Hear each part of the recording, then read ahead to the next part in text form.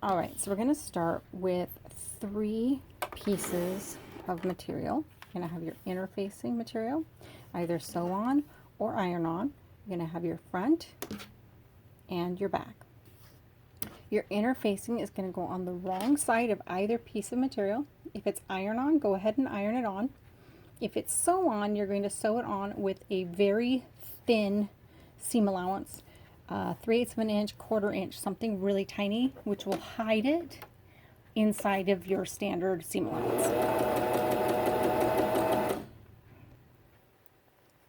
So once you've sewn your narrow seam allowance, you'll have something that looks like this,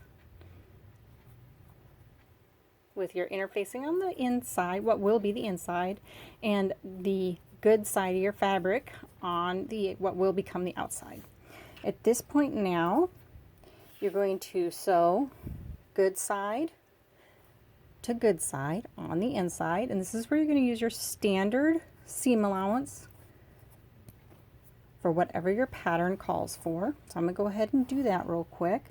Don't forget to leave one end open or a space open for turning.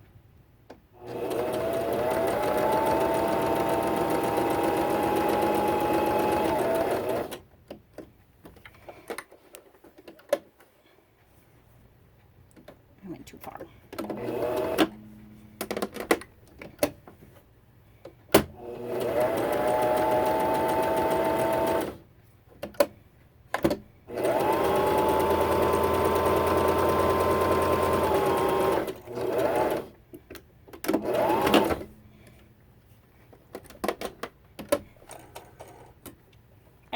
So at this point, your item should look something like this. You'll see your interfacing. You'll see the back of the backing. Go ahead and trim your corners. Of course, they all lay nice and flat. Flip it right side out.